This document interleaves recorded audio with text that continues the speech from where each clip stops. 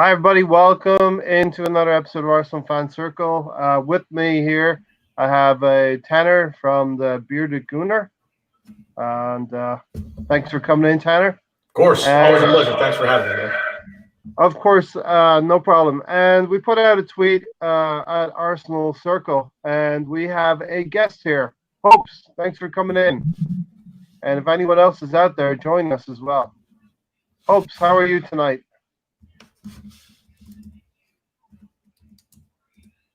He may have froze a little bit, it looks like. Um, how are you tonight, Hopes? Yeah, I'm really excited to be on. Thank you for having me tonight. No problem, not at all. Um, this is a bit of a catch up. I have been away for about 2 weeks, and a lot has happened in 2 weeks. Hopes, what you're thinking over the last fortnight? We've gone from Liverpool to Wolves to Victoria to Leicester. Jump in anywhere you want. Um, Personally, for me, we've Unai unfortunately has shown categorically that he's not our man. The tactics have been misleading. The players look lost. Too many changes. I mean, we go from the European games, Vitoria, Standard Liège, Frankfurt, where we're turning teams over, even though they, like I believe one of the games was really close against Vitoria, and then suddenly Yeah. we come to the Premier League and everything changes. It's really frustrating being in the stands. You know, there are fans who are crying out for the changes. The lineups are so predictable. Pepe scoring two great free kicks, and then I know what, I'll just bench him. It's really um, it's really all over the place, worrying times. Even though we are getting draws, but to me, I'm looking at the team of you know the late 90s, early 2000s, where we were really a dominating force. Unai's grace time is over, and it's like, what are you actually doing? So for me personally, it's disappointing. I hate to say this, I dread going to games. Some of the fan base is becoming toxic. Um, and there was a guy at a game I was at um, about a month ago, and he sits two seats away from me, and I was just giving my opinion on Pepe, and he got really kind of abrupt with me. Yeah, And I yeah, said, look, I'm not expecting miracles from Pepe, but just two words: situational awareness. Be in the right place, feed some balls in, so on and so forth. This is prior to his two amazing free kicks. yeah, I just yeah. wasn't seeing that. So I just wonder what Emery's doing, on the training pitch, because whatever he's doing doesn't seem to be coming through. A lot of people say that he's too much in his head, Yeah, over analyzing. yeah. Now we've gone Indecisive.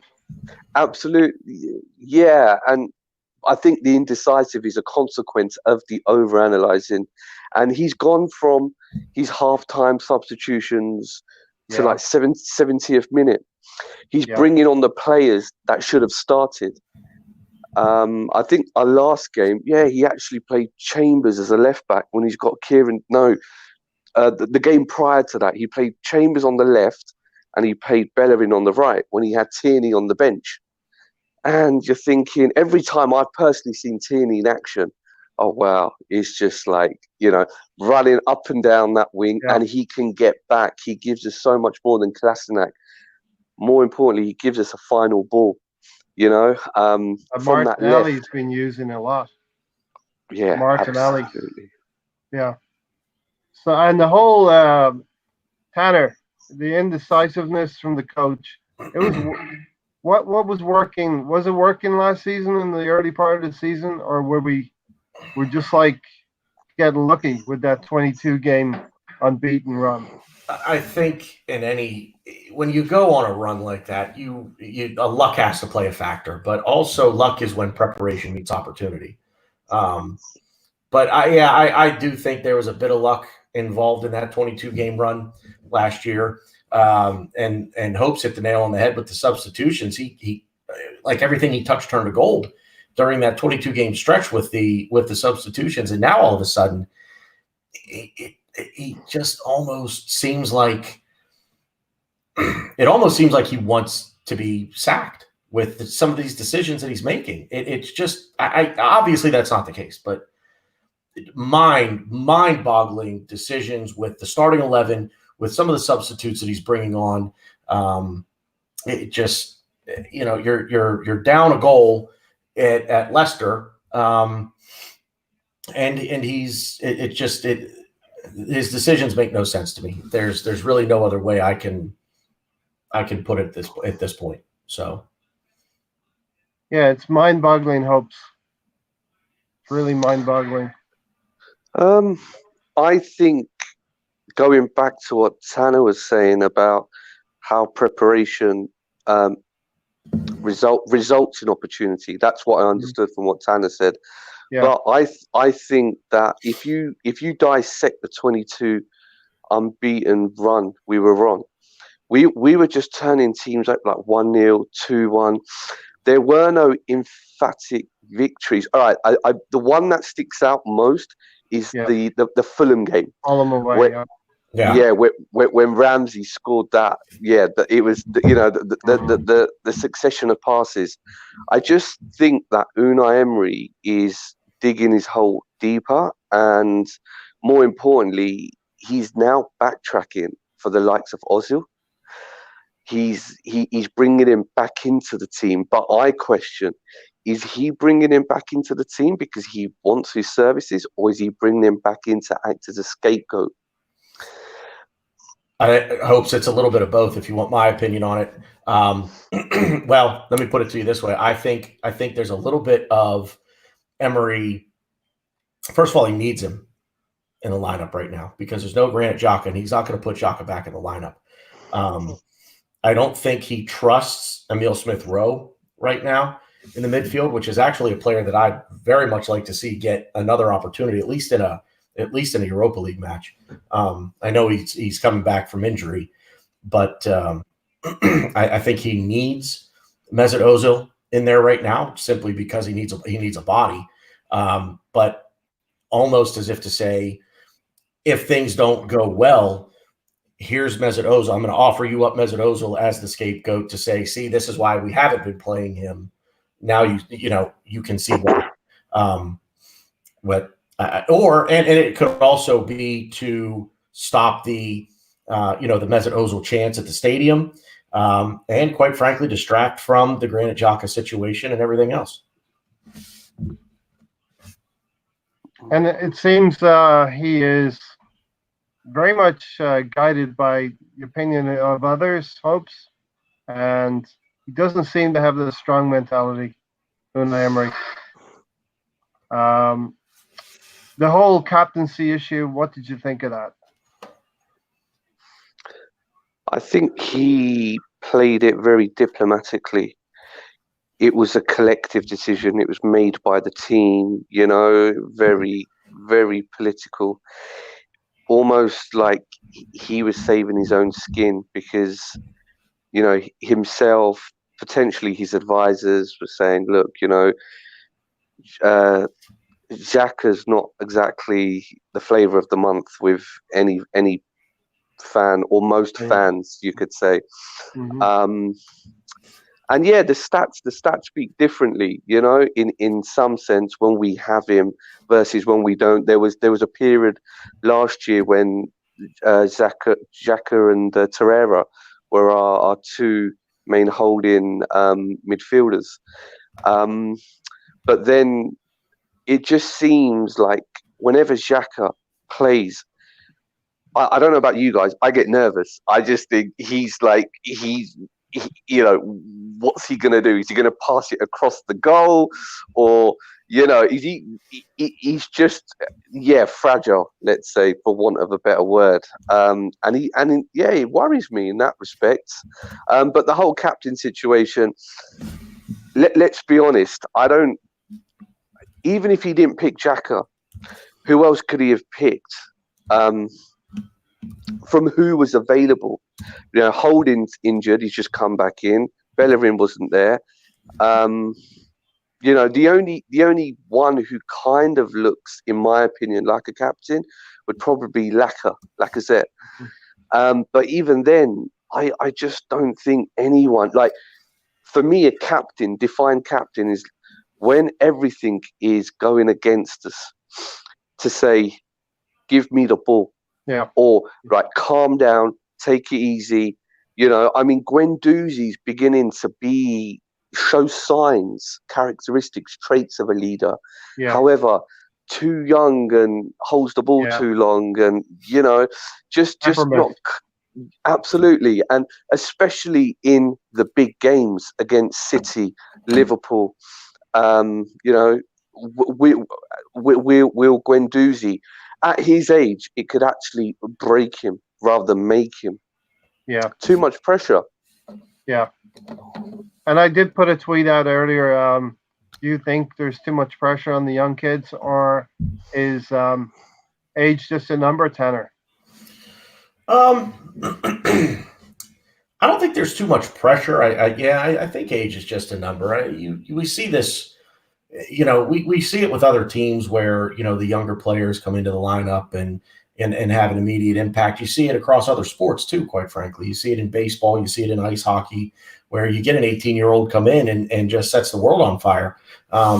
So it's possible that they can come in and be impactful at such a young age. But I really think it's down to the manager with the young kids as far as their effect on the game. He has to take the handbrake off and let the kids. Yeah. If you're going to play them, let them play. You can't. Hey, I'm going to send you out there, but you're going to be on a short leash. You can't have that. You got to let them. You got to let them do what they're going to do, and it goes back to the point of seemingly no structure defensively and too much structure offensively, and translate that. Yeah, to he's kids. trying to put the handbrakes on the attack. Yeah, and the defense, the back line is what needs to be structured, and let our forwards, our offensive, let them create, let them express themselves, and do what they're good at. And for crying out loud, he just really seems to want to reel them in.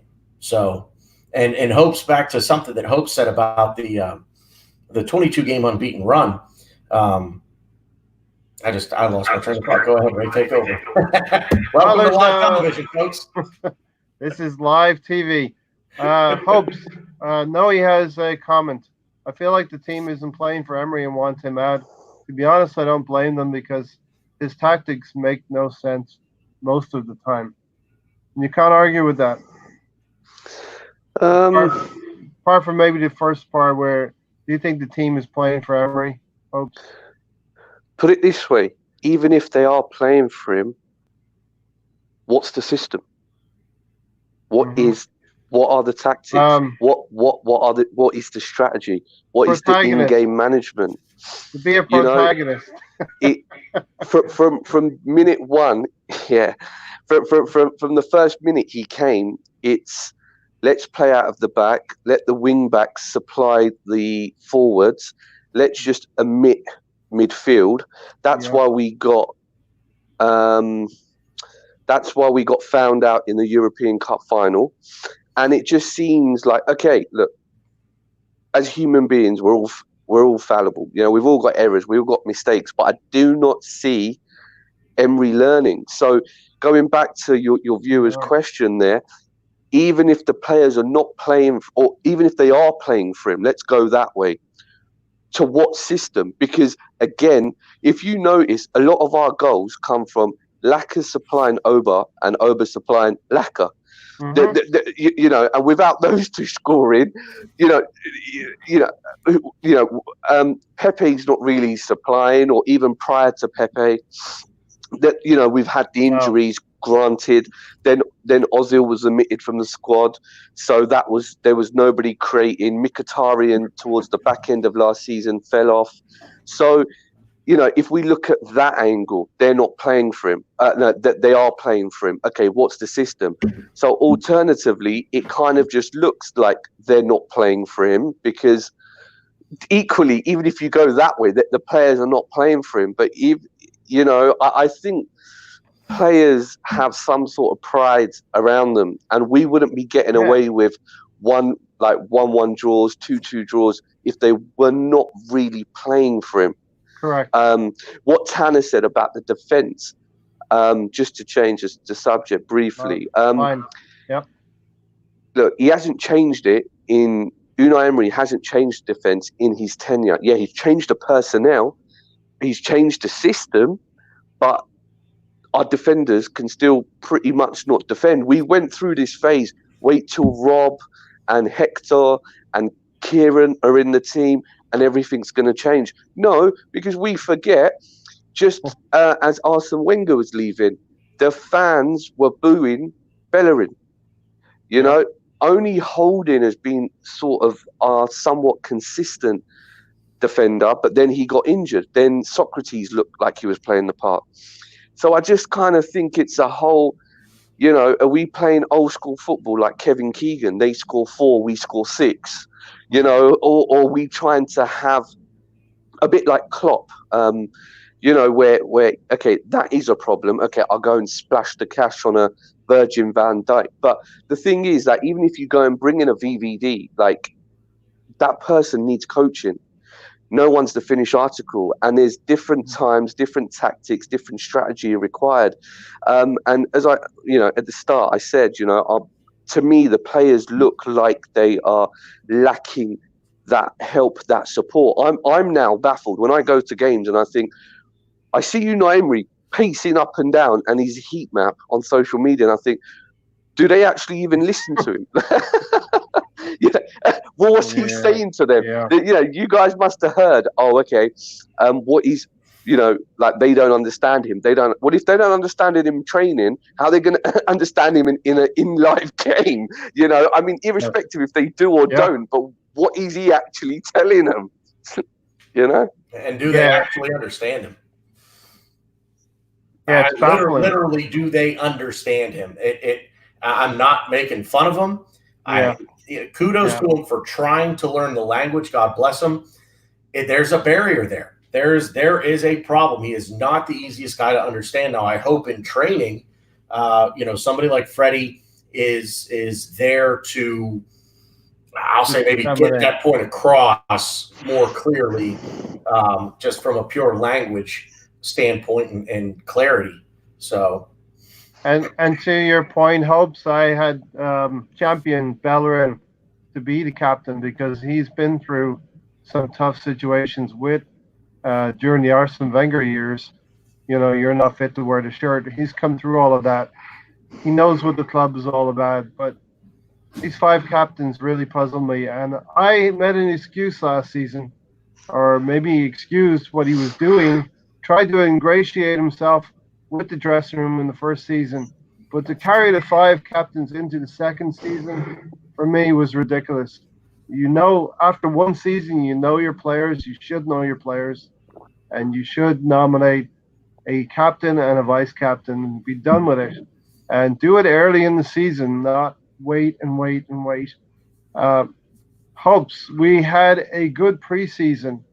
Where did it all go wrong? And this is not our toughest month. Next month is.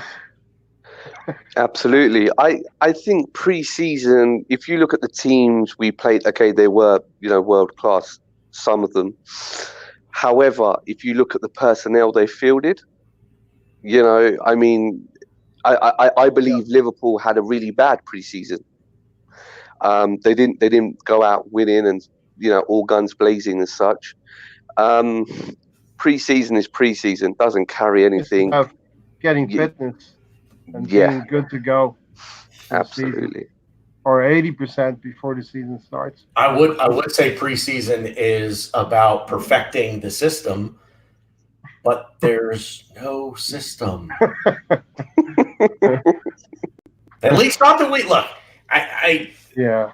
Unless there is something that we as a fan base are all completely missing. We're all in agreement. There's no system. We are all saying we don't think he knows what he's doing unless he, unless this is his plan. And if it's his plan, then boy, somebody needs to figure something out quick. Yeah, yeah, and I put a few tweets out you might have seen earlier, basically asking certain questions, Hopes and Tanner, and I'll give you the results. One of the polls I put out earlier was exactly split 50-50, and that was the question was, um, do the fans think change will come from protests? So we're 50-50 on that, fan bases. Some people think the club will do what the club will do, and some people think that you can affect change by protest. Well, it depends on the level of, or I should say, the method of protest. Flying banners over the stadium, I think, quite frankly, is just embarrassing. It's embarrassing, I think, for the fan base, and I would love to meet the person that actually has the money to afford not only the pilot but the renting of the plane, the fuel, and the banner. The banner itself is probably the easy part. The cheapest part. I want to know, I want to meet those people who have that kind of money.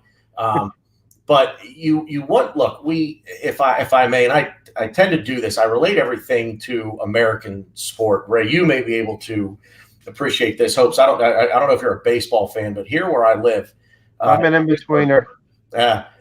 The Pittsburgh Pirates, a storied franchise. They played in the very first ever World Series. They're a proud franchise, and their owner he's worse than the Cronkies.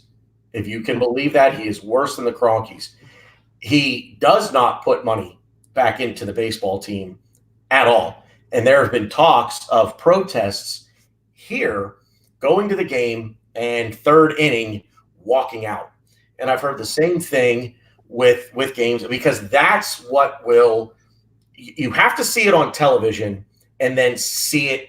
You see the beginning product and then see the after product. So people who say, don't go to the games, don't buy the ticket, this, that, and the other thing, I think if you want to make a stand and you really want to protest, go into the game and then walk out. Because even the money thing, we have to keep in mind, money in professional sports is driven by television. It is driven by corporate sponsorship, and luxury and corporate luxury boxes. Our ticket, Hope, you're a season ticket holder. These tickets, and that's great, and the Cronkies greatly appreciate it. Trust me. But the money, they won't miss that money, because the luxury boxes, the corporate luxury boxes, cost so much that, and they're bought decades down the road, and that money alone dwarfs what the rest of the stadium brings in. So from just a pure money standpoint, that wouldn't really make a difference. You have to embarrass them on TV if that's what you truly want to do and protest. Go into the stadium or organize it and then walk out At halftime, such as Liverpool, I believe, did. Halftime, and make sure that and what's sad is you only see television. You only see one side of the stadium, so it has to be that side of the stadium, because where I was for the Burnley match, I was in the club level, and I was right up from the tunnel where the players come out. If we would have gotten up and walked out, nobody would have seen us. So, just some results from a couple of other polls I did, Hopes and Tanner. With regards to the Arsenal squad, do we have enough quality? 21% say no, not enough quality. 79% say we do have the quality, and that was irrespective of the coach. So What do you think about our squad, Hopes and Tanner? Let's start with Hopes. Personally, I think we have the quality. If Leicester City can win the Premiership with the players they had, um, who are now global superstars, we have more than they have. To me, it comes down to again the tactics and the system. Yeah, I wholeheartedly agree. We have the players. Okay, we need some reinforcements, but even with what we have, we're not getting the best out of that. So, I genuinely believe we have the players. Let me Yeah, throw I agree. Tanner. I think we need. I think we need a replacement for Aaron Ramsey right now.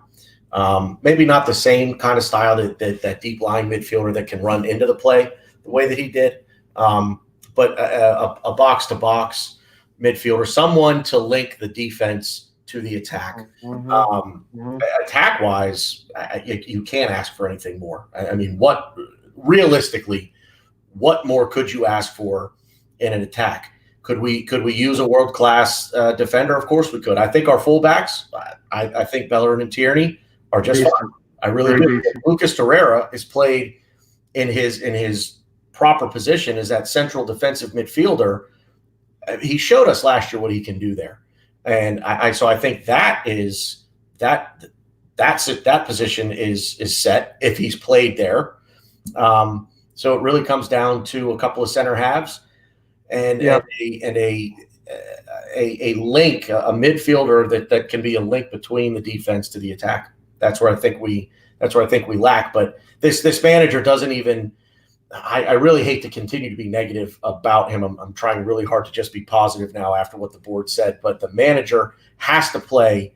The mark of any good coach or manager is understanding what your team's strengths are and playing to it. Until you have completely revamped your team. We've not completely revamped this team. We've added a few pieces.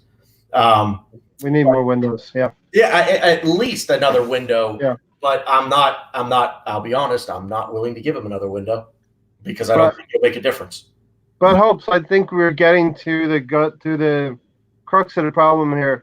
We're a spineless club, up and down. We don't have the central defenders or the holding midfielder.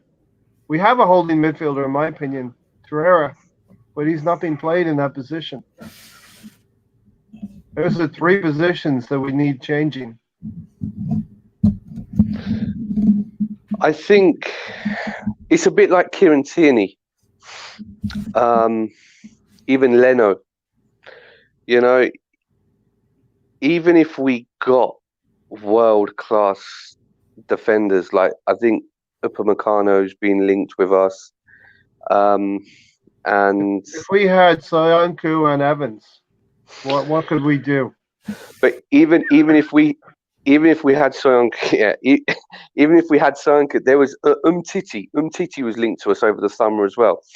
Now you think with the amount of volume, the traffic coming their way, look at the shots, the number of shots we've been allowing opposition teams have been having at our at our goal.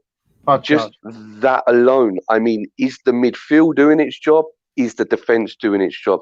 It's. I think it's simple for the simple, complicated for the complicated. So sometimes you can have look at the likes of Maguire. I'm not saying he's a good defender, but I'm saying that even if we bought Harry Maguire or whoever even if we took Virgin van Dijk out of Liverpool now and we put him in there, how much can he do?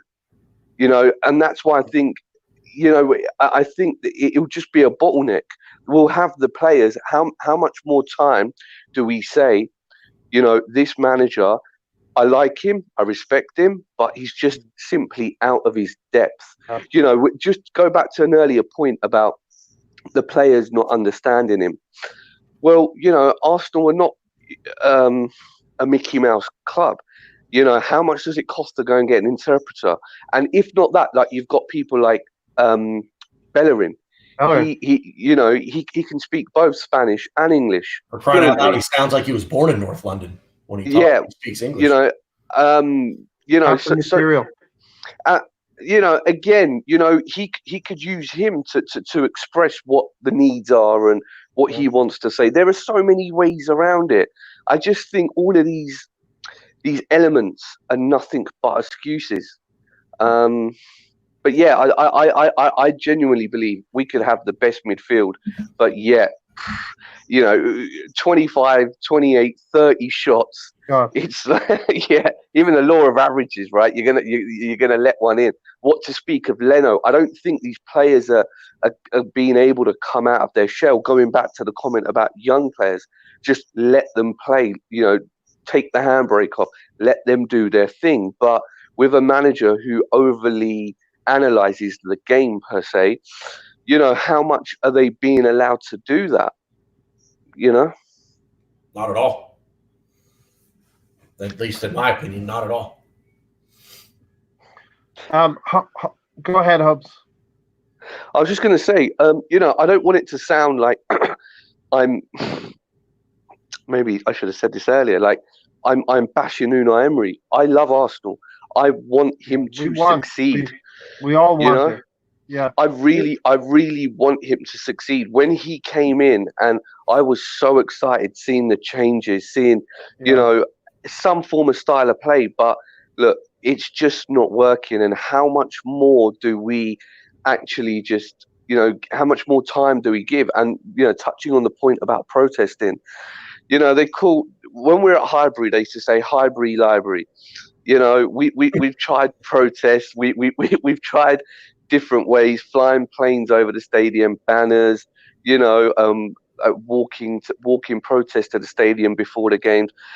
Apart from a subset of fans, Arsenal are not that type of team. I don't know if you guys remember last year, I believe, when we played Blackpool, and they literally, even though it was a big game for them, they didn't. None of their fans turned up for the game. I believe they even tried to hijack our coach, or like they let the tires down at the hotel. Somebody was on top of it. Absolutely. I remember distinctly, there was a story that a Blackpool fan had actually climbed on top of the coach, and they couldn't leave the hotel to get to the grounds. Absolutely, 100%. They had to go and hire another coach, and so on and so forth. And this is not our way. This is us. No matter what we do, even if then we speak about purchasing a ticket and then going out at half time. The trouble with the Emirates is probably a lot of the hardcore are so fed up, in my opinion, they just sell their tickets on. So they're normally going to like fans who don't get a ticket. So suddenly you're asking them fans, you're asking them fans who are like, either that they're passing through the UK on business or family or leisure, whatever, social, to get up and then to exit the stadium, then come back in. Do you see the logistics, the practicality? 100%. I hope I'm in that exact boat, man. I'm going to be there for 2 weeks in December. I leave in 3 weeks from tonight. I will have been at the Brighton match. And I after the Leicester match, I was so fed up. And I said, I have my ticket already. I don't know if I'm going to use it. And I don't know if I'm going to buy Manchester City tickets. And the more I thought about it, you know what? And you're exactly right. I'm in between a rock and a hard place here because I really want to go. I really want to go. But go ahead, Hope. Sorry to interrupt you. Just assume you it was your first or second game, and as you flew over from the States. You were all there for match day, out, all kitted out in your Arsenal gear, and then suddenly you've gone through the turnstile, the gate at the Emirates, and people have said, "Oh, we're walking out once we've gone in." Right, how would you feel? I mean, I don't understand because I'm here, it's on my doorstep, but for you guys who'd come over, spending thousands from the States to come over, then you buy your tickets, your hotel money, and all of that. Could you foresee yourself, Tanner or Arsenal fan circle, actually saying, "Okay, I'm in, and I'm not coming back"? Like we're just going to go in, we're going to show the cameras we're here, and then 2 minutes later we're out for the 88 minutes. I'll Would you? take that first tenner. I would not do that at first hope. Right now, hopes I would not do that. If we drop below mid-table, yes. If we drop in the mid-table and below, yes, I'm going out there with you guys. Tanner Um, I yeah, would I do it right now? would have to be bad. Boy, oh boy! I mean, we're sixth. We're sixth in the table right now. We're a point off We're of lucky. We're lucky to be sixth. United. Would I do it right now? I'll be honest with you. Yeah, I think I would. I really think I would. Now I will qualify that hopes. I saw 9 matches last year. I was over there 3 times and got and just really maximized my time over there. I was at the Burnley match. I'm also coming back in March for West Ham at home, Brighton away, and I'll be back for I can't remember who we finish. I can't remember who we finished the year with. Watford, is that our final home game? I'll be at Chelsea. Liverpool's close to one of the last. Liverpool, games. yeah, but I will be at the final home match of the season, and I'll tell Chelsea. you from someone who has the ability to get over that. I'm very fortunate that I do. I think right now, yeah, I'd probably walk out, and I don't know. Maybe part of it is I don't want to be the idiot that's by himself sitting in there. Like, right, you guys can take the piss. I'm going to sit here. I paid for my. I mean, even if you've got a couple of people from out of the country, you're still getting the point across. Yeah, even if it was one section, I think you would get the point across. If one section just got up and walked out, yeah, I think you would get the point. That being said, this now I think maybe this segues rather nicely into the board's decision to back him. Is this the last home game is Watford? Okay, it is okay. The board has come out and backed him. Is it the dreaded vote of confidence? I keep seeing things now from different publications over your way. Hopes that he's doesn't have the full support. They're just going to give him a little bit more time. I've heard the next 6 matches. I've heard till the end of the year, the beginning of the January transfer window. I have predicted this past game of Leicester plus the next 2 games. So that Brighton home game, you may have a new coach. That's my prediction. So what do we have? We've got Southampton at home. Southampton and Norwich. And then we go to Norwich City. I see people putting up the fixtures on Twitter, and I think they put up the next 12. And they say, okay, how many points do you actually expect Arsenal to get? Let's just go at the next 2. It's too crazy to go 12. 1. And I'll tell you right now, I remember exactly how many points I said we'd get out of our next 12 matches. 4. Jesus Christ. We'll draw 4 at home. We will not win away. And we'll lose a few at home as well. And the law of averages, back to something that Hopes brought up. The law of averages says we'll win some of these games. Yeah. But based on current form, the next 2 games, I say 1 point. I don't think we win at Norwich. Our away form's been terrible for years. It's not that's not anything new, unfortunately. Or I shouldn't say unfortunately, it's not anything new. But unless Unai Emery has a dramatic shift in his philosophy, whatever it might be, I just don't see us beating Southampton. And how bad is it to say that you don't see the Arsenal beating a club fighting relegation right now?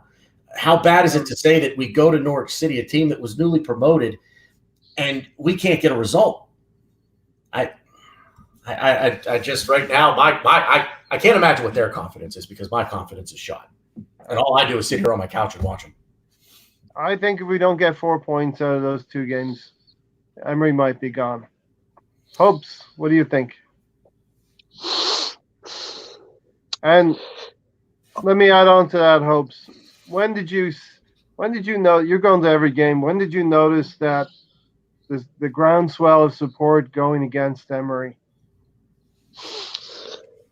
When did it go past 50%? I think it went past 50% after probably about the fourth or fifth home game this season.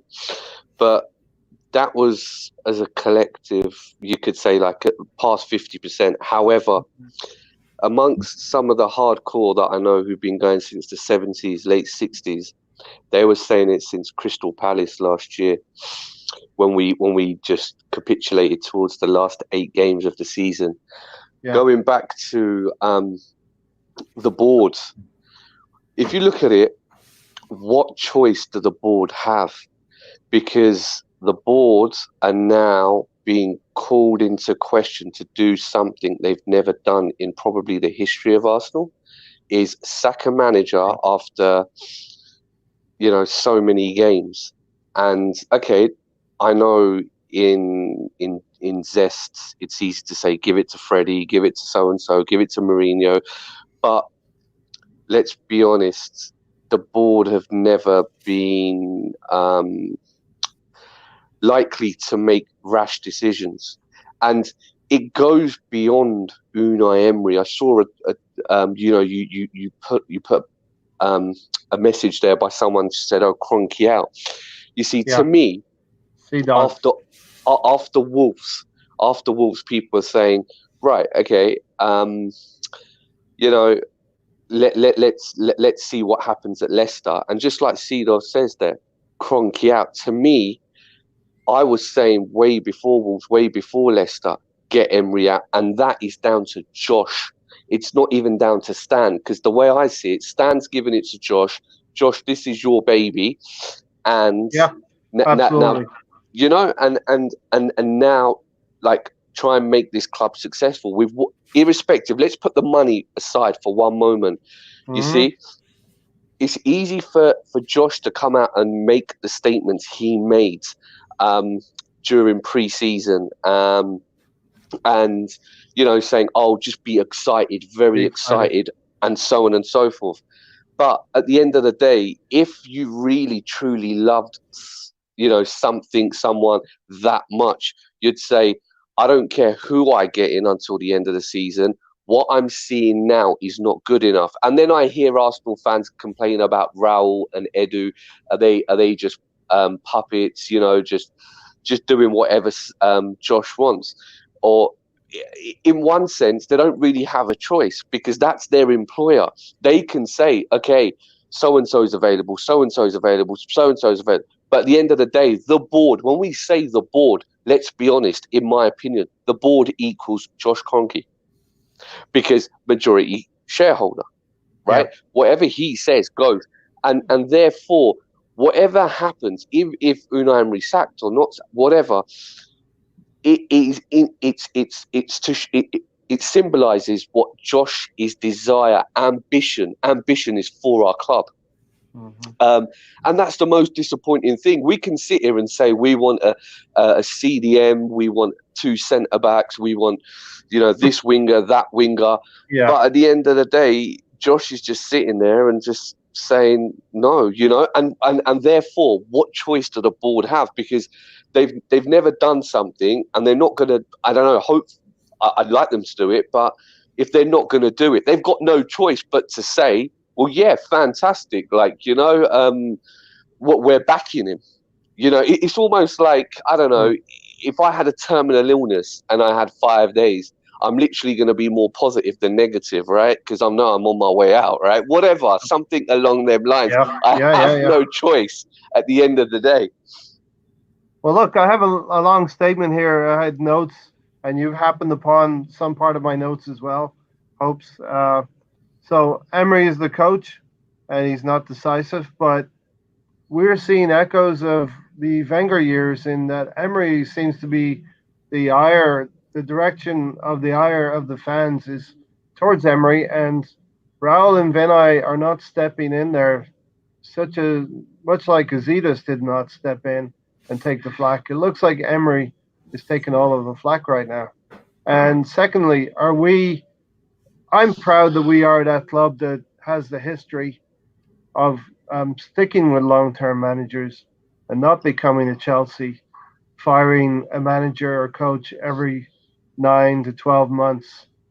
And that's just my 2 cents worth. Who wants to take that up? You want to jump in there, Hopes? You want me to go ahead and take it? Go for it, please. I am proud of that to a degree. At the same time, I will be more proud of trophies. We're not a club that just splashes cash on the best players in the world. We're not Barcelona. We're not Real Madrid. We're not Bayern Munich. We're not we're not Chelsea when they get the transfer ban lifted. We're not Manchester City. But we have that said. We have the players, as I said before. It's down to the coach, and it's a results-driven business. It's what have you done for me lately? And he's done absolutely nothing. And at the end of the day, when you have the board has to take into consideration. I keep hearing that they're only going to sack him when the situation becomes untenable. So are we really going to let him stick around? That could be 2 games. Well, it could be. It very well could be. Is the board really willing to risk our chances at top 4 to keep him in place and then sack him after they have come to the conclusion that, okay, this is rock bottom. We're not finishing top 4. So now he has to go. To me, you look at the results, you look at the style of play or lack thereof, you look at all of these things and you say, it's just not working out. We need to get somebody in here that's going to give us that new manager boost, at least for the next 5-6 matches. And we're going to get it. That it's just the way the world works. It needs to be a strong coach. Yeah, you know what? I'm all right with Freddie. I really am. I'm basing this off of his personality as a player. Yeah. I didn't unfortunately get to watch a lot of Freddie when he played. This was, back in the infancy stages of the internet, and of course, I live over here in the States. But from what I've heard, read, highlights that I've seen, he's a feisty guy. He's a fiery guy, but he loves this club and he knows what playing for this club means. I think he can instill that in the players. I'd be okay with it till the end of the year. Reevaluate if we need to do a full on proper search. Do so in the summertime. But you can't wait until you hit rock bottom, because once you hit rock bottom, you don't come back from it. And not all hope is lost right now. But in the next 2 games, it very well could be. Go ahead, Hopes. I'm going to look something up here real quick, guys. And About something. I have a question for both of you. absolutely. Now, let's say you have a business, and that business has a need, a new piece of technology, a new premises, and you could afford it. Would you stop yourself from purchasing that equipment or utility, whatever, in order to take your business forward? No. Tanner? I just want to make sure I'm understanding you correctly. If I needed this You piece need of that for your business. need it for my business, and my business is going to prosper because of it, then I'm absolutely going to buy it. Yeah. That said, I'll bring a bit of a money aspect into this. It also, now this is on a much smaller scale. Arsenal could afford to sack him and pay the $6 million severance package, but now if there's I guess the question would be, what's the downside? Everything is status quo. If I don't purchase this piece of equipment, so my business is okay. I'm mediocre. I buy it 100 times out of 100. Well, I think anybody who knows the basics of business would, and this is where my point is coming from, that why wait? Just do it. As you said, 6 million to fire him, 40 million if we get in the Champions League. I I, for one, and it kills me to say this, I don't want Champions League football with Unai Emery at the helm. No. Can you imagine? I mean, we're laughing at our rivals, right? Our bitter rivals. I don't want to be that team. I don't want to be going to Bayern getting beat 10-2 again. You know, if we're there, okay, you know, win loss, it's a part of football. But Let's do it the right way. yeah, exactly. And this is this why it comes back to Josh again. Just because we've never done it, and yeah, we have history, but it doesn't mean. I mean, okay, you make a mistake, you learn from it. If you don't, then it's no longer a mistake. It's just it's negligence. It's stupidity. But do you think hopes that Josh is leaning on the savvy of Raul and Vinay, and it's more of a partnership, the three of them? No, I believe they definitely feed into him. However, it's his decision overall. You know, I don't know much about Vinay, but from what I've read and heard about Raul, you know, he's hardcore. He doesn't mess about. You know, he's ruthless. Yeah. And a lot of people, a lot of fans, Arsenal fans, I hear saying, "Oh, what's Raul doing? What's Vinay doing?" and so on and so forth. Look, if I'm employed by someone, how much can I do? I can take my suggestions there, and then I can bring into this conversation the Arsenal history. We don't wash our dirty linen in public. You know, we do have that elegance about us, and no one quite rightly would. Because just imagine if Raul tomorrow morning turned round and said, I don't give Unai my vote of confidence. I want him gone. Yeah. I think Raul will be faster out the door than will be Vinay. You know who the clever one in all of this is? The smartest one, right? In my opinion. I do. No, the smartest one's already got away. Sven Mislintat. Yeah. Yeah, he was there for a couple of months, and he probably thought, nah. You know, he saw the writing on the wall. He was going to be handcuffed by ownership, and he was like, nah, forget it. You're not a football guy. You're an American football guy, and you're a businessman. I'm the football guy, and you're gonna handcuff me. I'm out the door. I agree with that 100%. You know, why would you stay? You have a choice, right? Raul has a choice. It's just like now everybody's saying, oh, if we don't get Champions League, if we don't change, Aubameyang and Lacazette are off out. I wouldn't blame them because, you know. I don't blame them at all. But and this is why it falls back down to Josh and co, you know, to do Josh, not even co, Josh, to do the right thing, and it's painful just to see. And you know, what did he say in his statement over the summer? Oh, you know, we want to avoid having another European Cup final like that, and I was there. I gave the medals out. It's all talk is cheap, you know. Show me through your actions. Show us through your actions. This is why I think hopes if we do lose one of these next two games, he will get sacked. Well, we all thought he was going to be gone for the international break. That would have been the time to make the change. And you know, Tanner and hopes, I fell into that trap. I waited. I said, wait till Tierney comes back. Wait till Bellerin comes back. Wait till he has fullbacks. And we got into this Thursday, Sunday merry-go-round situation, and he couldn't get them into the first team or whatever the first team was. Some people think he's putting all of his eggs into the Europa League again. Hopes. That's me. You think he's going all Europa? You can't. It's the bread and butter, right? Hopes. I genuinely think we look better in Europe, because of the quality of the opposition, who, let's face it, in the preliminary stages are not of that caliber. Yeah. But even then, teams like Vitoria, respect to them, they gave us a run for our money.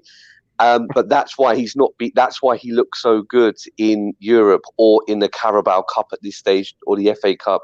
Yeah. But you put us up against a good team in either one of them competition.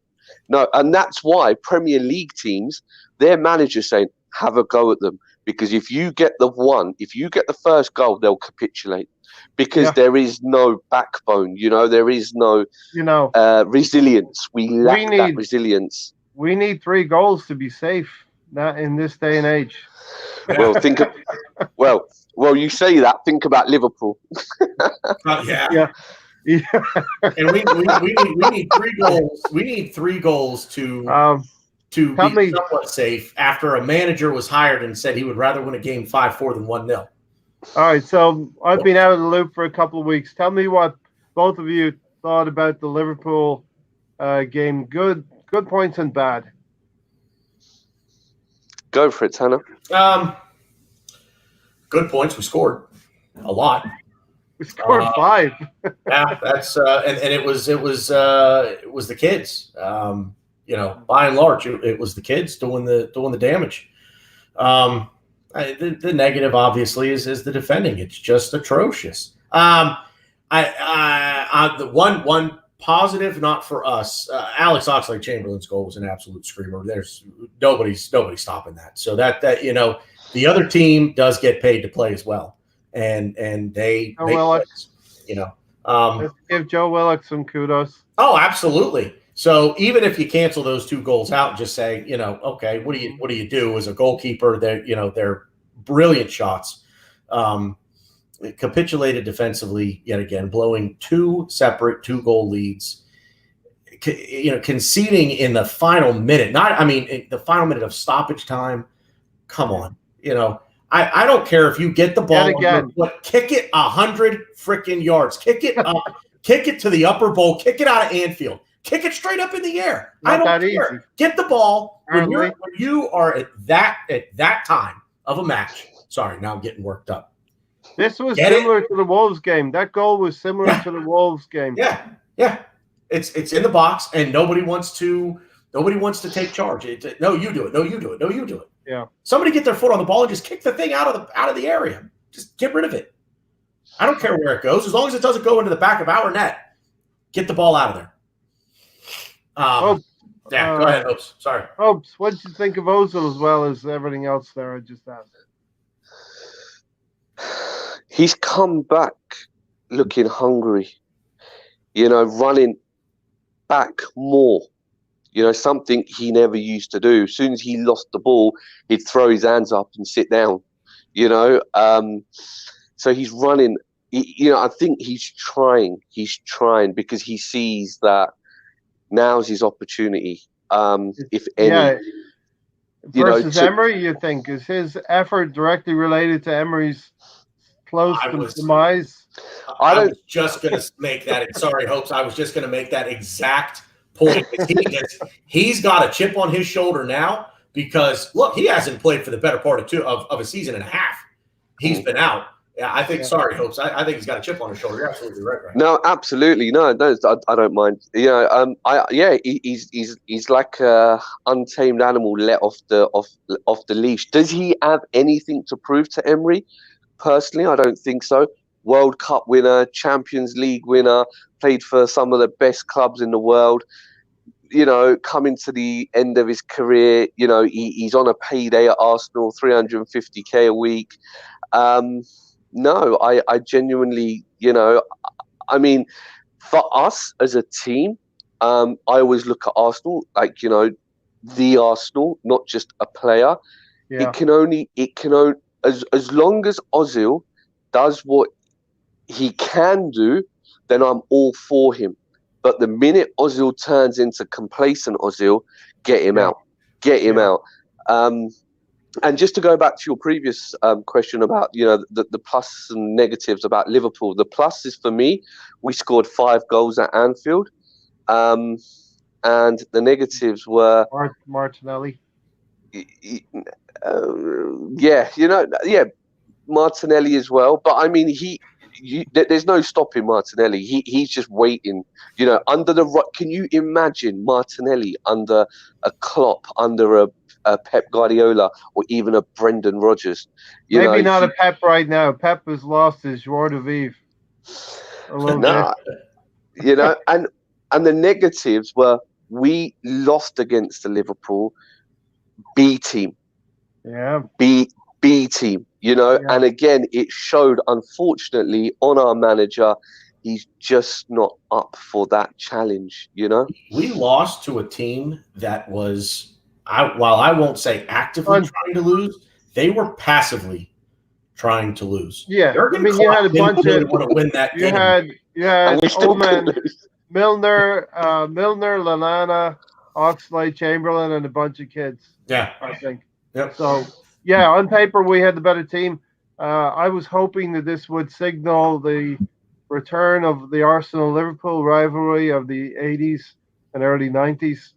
It's going to be a few years, but I do believe we'll get there. Probably with a new coach.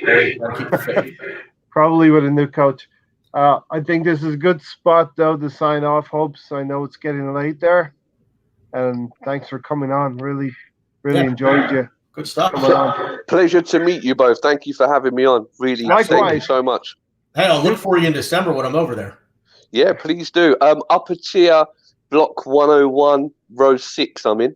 101. So I'm in 104 when I'm there for Brighton. I'm 104. So. I'm 101, row 6. Perfect. Let me ask you one more question, Hops. Please. Because you have been to many games. How bad was it for the Granit Xhaka incident? You were inside the stadium.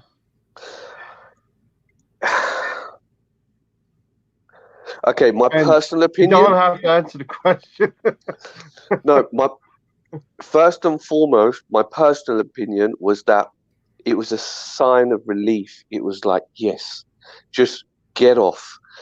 But then, and that was in the moment with all the atmosphere, the importance of the game, the points we needed, and so on and so forth. Okay. Yeah. But then on the train, on the tube, when I was on the way home, I thought, look, he's human, I'm human. I wouldn't expect that. Like, I wouldn't like to be treated like that, even if I was making error after error. If my manager is picking me, then I can't suddenly say, no, I'm not playing, especially as I'm the captain of this prestigious football club. Mm. So it was both good and bad. I can't get off the fence on that one, because as a passionate supporter wanting my club to win, absolutely, Mm. Yeah. Well, like I said, sorry, Ray, go ahead. Thanks for coming on, Tanner. What were you going to say? Real quick, I wanted to look something up here. We're talking about the next 2 games, and we could potentially be top 4. Could be out of the realm of possibilities. So, predictions on Brighton hosts Leicester. First game back after the international break. Predictions? That's not an Arsenal game. No, I know. but we're talking about they're second place. I'm sorry. Well, we'll make it easy. So out of the international break, Manchester City hosts Chelsea when we're at Southampton. So best thing to hope for there is probably a draw. You don't want either one of those teams 3 points. I think City are not out of this title race, and they'll come again.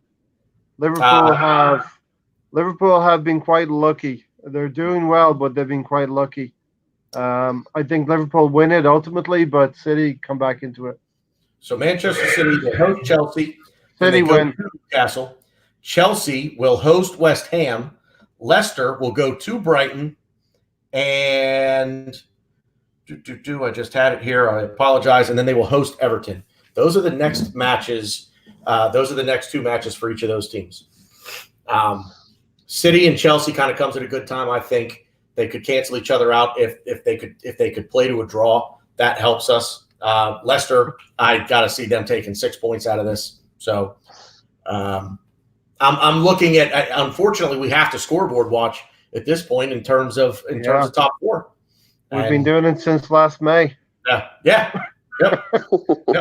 We've controlled our own destiny for our next 2 games. I think 4 points. What do you guys think? Our next 2 games, Southampton and Norwich. So I would Southampton at home. I think we'll win that. Norwich away, I would say a draw. So I agree with you. 4 points. I'm going to take 1 point away. I'm going 3. I think we'll beat 3, Southampton. okay. I just the away form is shocking right now. I think Norwich. I think Norwich bagged 1, and that's it. Yeah, in 2015, after 12 games, we had 26 points. 2016, we had 26 points. 2017, 22 points. 2018, 24 points.